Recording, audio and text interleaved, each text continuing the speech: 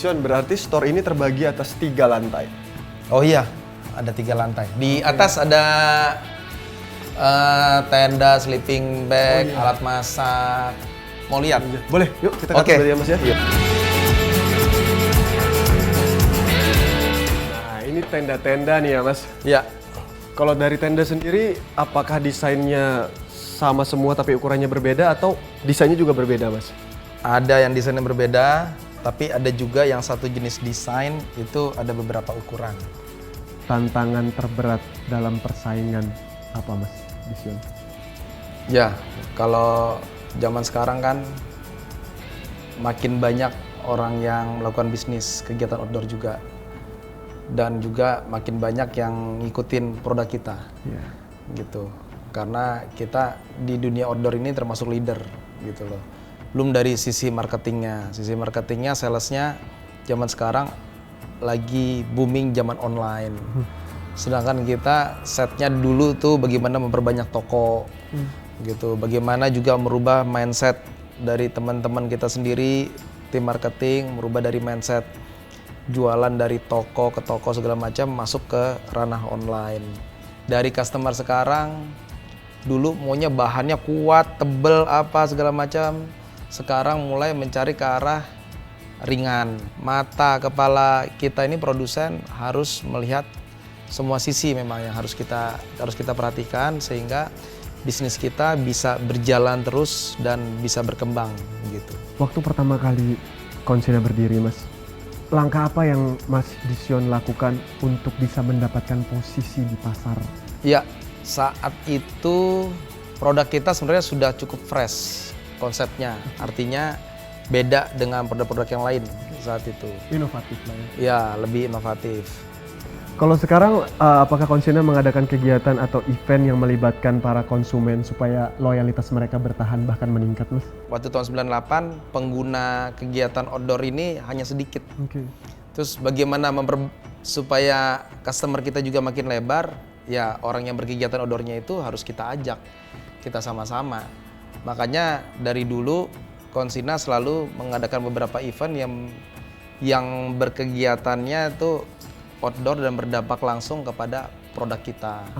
Nah dulu tuh kita sering ada kegiatan pendakian bersama, naik gunung rame-rame, ke Gunung Gede, ke Rinjani, kemana, untuk mengajarkan teman-teman bagaimana cara mendaki gunung yang aman, nyaman, dan menyenangkan. Ya, Konsina adalah yang pertama menggelar kegiatan outdoor festival atau Indofest. Kemarin kan baru kita adakan di bulan Maret awal kemarin. Oke Mas, saya tertarik nih. Berarti event-event tadi memang meningkatkan loyalitas konsumen bahkan meningkatkan jumlah konsumen. Iya. Nah itu dilihat dari parameter apa Mas? Tapi jangan dijawab dulu. Saya pengen ngajak Mas Dision ngopi. Oh. Sambil ngobrol. Kalau tempat ngopi, saya tahu di mana tempat yang enak dan saya biasa ngopi di sana. Oh siap. Sekarang Kita ke sana? pergi. Oke, Oke. yuk. Kita berangkat.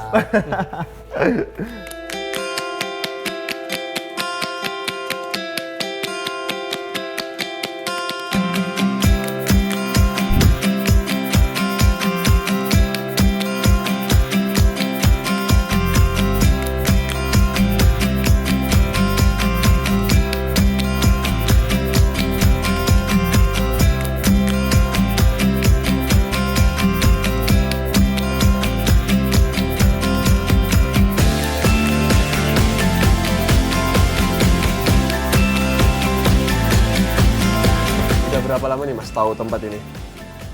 Oh, tempat ini Iya. kepunyaan saya sendiri. Punya Mas Dision. Iya, betul.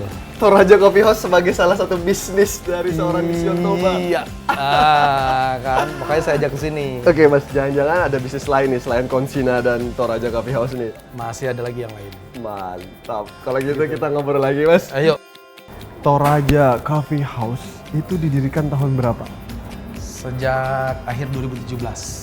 Berarti belum 2 tahun ya Mas ya? Oh, belum.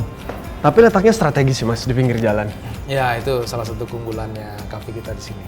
Iya. Mas Dision emang suka kopi atau penasaran aja nih pengen buka bisnis kopi? Nah itu menantang saya untuk membuat, walaupun saya dasarnya kan bukan pemain di food and beverage, saya pemain pedagang tas outdoor. Betul. Nah menantang kan untuk masuk ke hal yang baru gitu. Nah, ini balik lagi Mas Disyon ke pertanyaan saya tadi di Konsina Store. Apa parameternya yang menunjukkan bahwa memang setelah event-event yang diadakan oleh Konsina, loyalitas dan jumlah konsumen meningkat?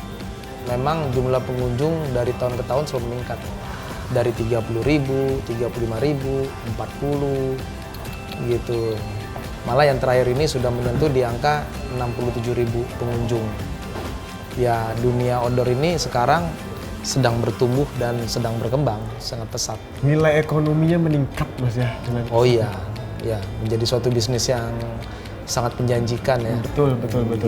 Saya ada baca paragraf yang mengatakan bahwa Mas Disyon memulai pembuatan produk pertama itu dari limbah pabrik.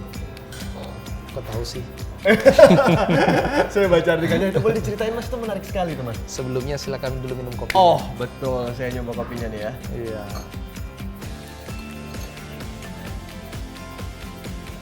Memang kita dulu menggunakan limbah awal, seperti yang saya bilang. Saya waktu itu masih kuliah.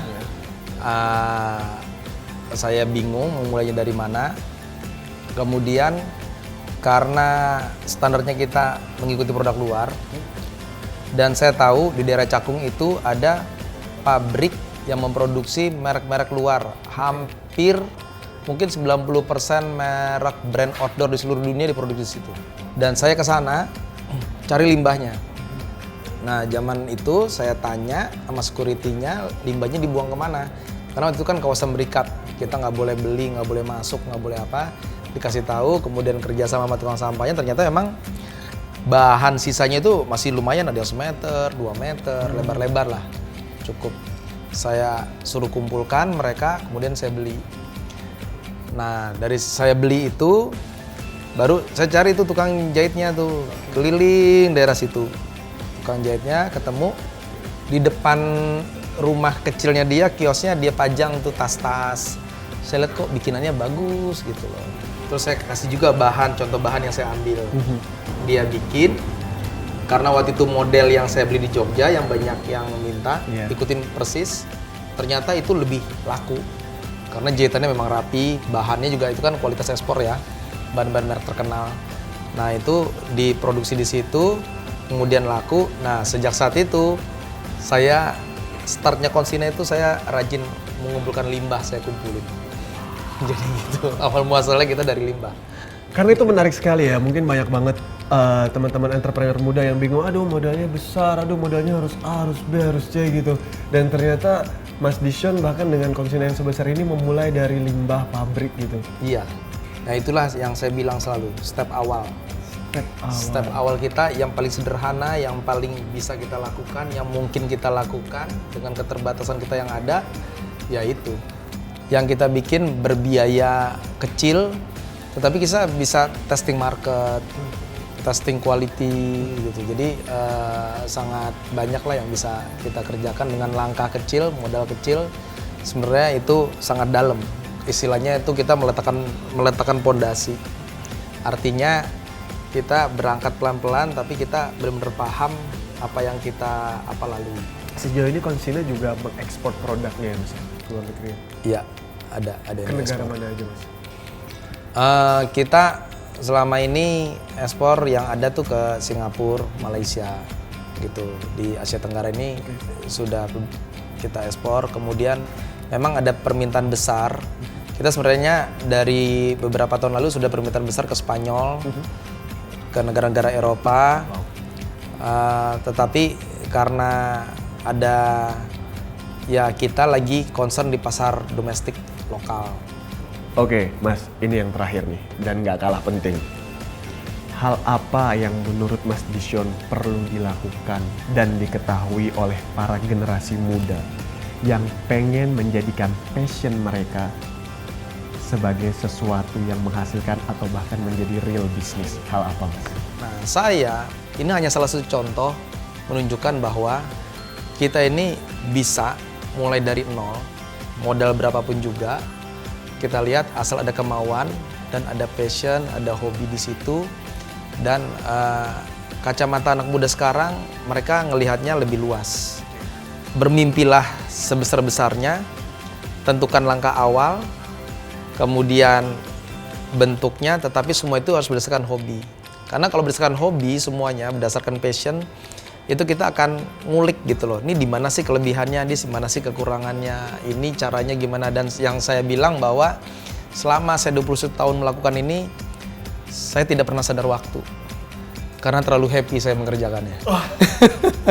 Ya, akhirnya saya harapkan ke depan bangsa Indonesia melalui anak mudanya lebih bahagia, lebih sehat, dan juga Indonesia bisa berkembang dengan produk-produk asli dari Indonesia sendiri. Oke Mas Disyon, thank you banget ngobrol-ngobrolnya. Saya merasa sangat terinspirasi dan semoga next time kita bisa ketemu lagi. Saya bisa belajar lagi dari pengalaman-pengalaman Mas Disyon. Iya, Thank terima you kasih banget, juga Mas. Mas. Iya.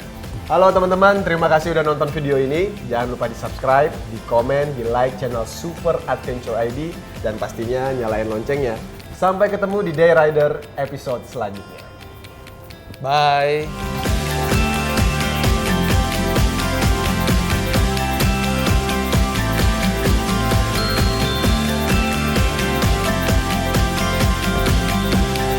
Halo teman-teman, buat kalian yang mau ngedapetin hadiah ini, caranya gampang banget. Kalian tinggal subscribe, komen, dan like channel Super Adventure ID, dan jangan lupa nyalain loncengnya.